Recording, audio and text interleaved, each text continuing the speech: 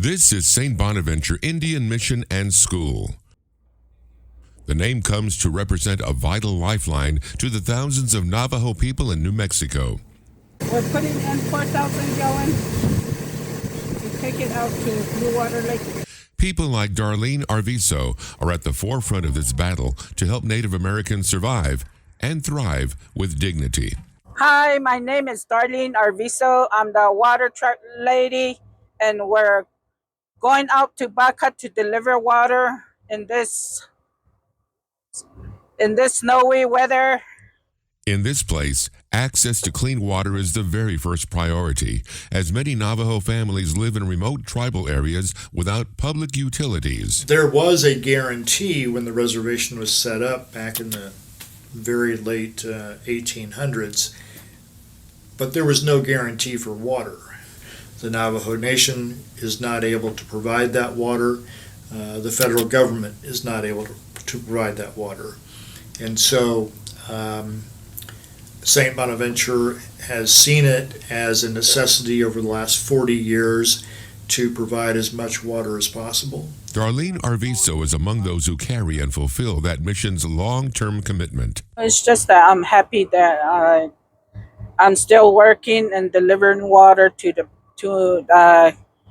my people, so they're in need of water. They'll be happy to see me. As she delivers the most precious prize straight to the doorsteps of many people. Water is very precious, and without water,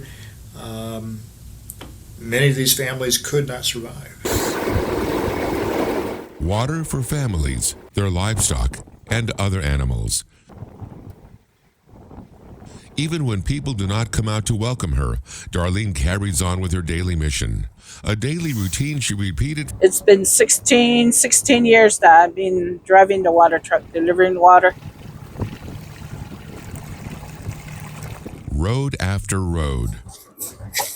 Home after home. Water barrel after water barrel. And now with partnership with Dig Deep, cistern tank after cistern tank, often doing it alone and sometimes finding some helping hands. In this high-elevation hot desert land, this is what thirsty looks like. This went on for almost 2 minutes.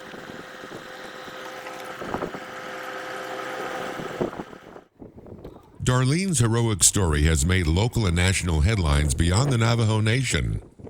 And through New Mexico, there are hurdles for anyone calling this place home. The wind and trains are constant, along with people in need of water. They come here every 2 or 3 weeks. Yeah, filling every Sunny D jug and old milk gallon with life.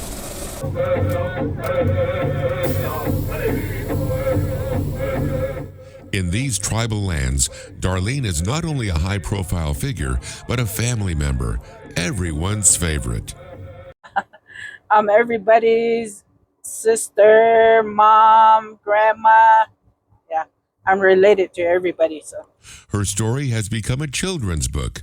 it's called The Water Truck Lady. The story says where I deliver water and when the kids, they'll be running to the water truck. The Water Lady book is available in libraries across the country. The Water Lady. Does everybody know who the Water Lady is? Yeah. Yeah, well, sometimes we see her on the road. What does she deliver? Does she deliver food? Water. She delivers water. At the mission's library and classrooms, Darlene's story is worth reading and celebrating. Sunset gleams on the big yellow. Now, Darlene drives mostly a white painted truck, a brand new one, a challenging but fulfilling journey. Truck, heavy with water and down steep hills. See winds between mesas and rolls across valleys. And Monday through Saturday, that's from 9 a.m. to 6 p.m. In communities where wells run dry, Darlene's presence is a welcoming sign, as rightfully depicted in the book. Cody hears the rumble of heavy wheels. Then he sees the big yellow truck.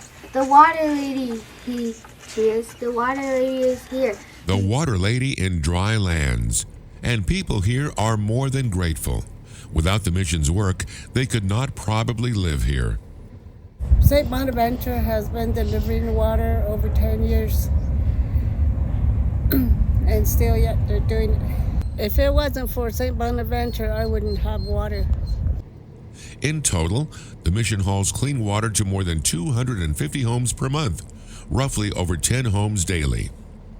A task requiring multiple trips and routes.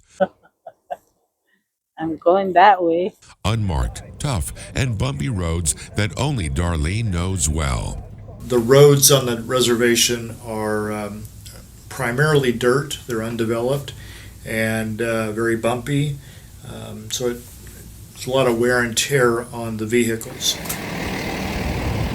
But the commitment to reach every home in need is a constant promise. Pretty good, Hal. It is worth noting that most of these residents lack mobility due to many factors. Advanced age, health issues, and lack of transportation are some of the challenges hard to overcome. According to the latest data, almost 40% of the people living on the Navajo reservations lack running water, a stark difference with the rest of the United States. The average U.S. household uses approximately 150 to 200 gallons of water a day. The Navajo that we serve have to live on 1,200 gallons of water for an entire month. In this part of tribal lands, Darlene delivers almost 4,000 gallons of water daily across 13 communities within a 50-mile radius. When water is very low in their homes, those with means of transportation can use some of the outdoor water spigots installed at the mission's headquarters. Families are often streaming to the local to fill up containers, buckets, and anything else they can bring with them.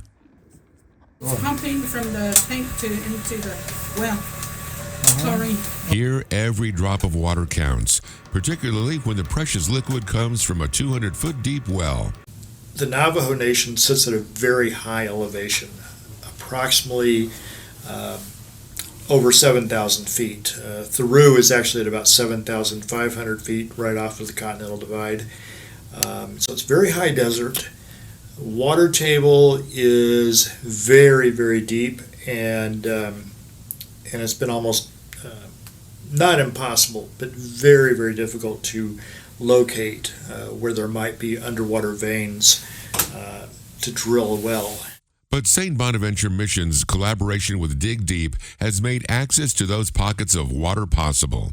From the deep well several feet away to the water tower and its consequent treatment, the mission makes sure people are getting what they deserve: clean water for drinking, cooking, cleaning, bathing, and much more.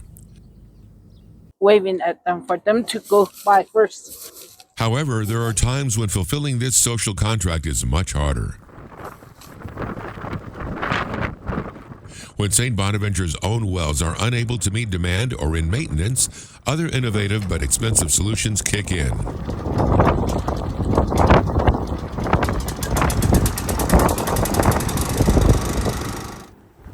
But what happens when the water stops coming? There's an existential crisis for water out here. Last year, their well and water tank had to come offline for mandatory maintenance and upgrades, stopping the main source of water for miles around.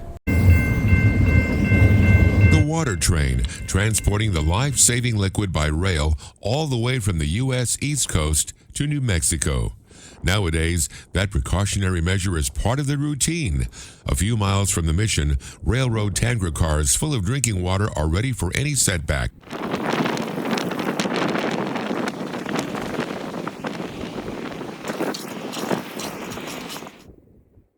Personifying the Water Lady's spirit, the St. Bonaventure Indian Mission and School is focused on continuing to supply water to the community as a vital step in building the Navajo Nation's overall resilience and welfare.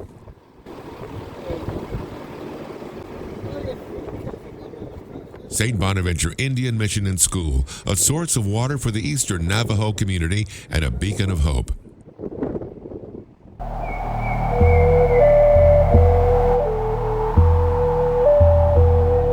Please visit stbonaventuremission.org and donate today. Thank you.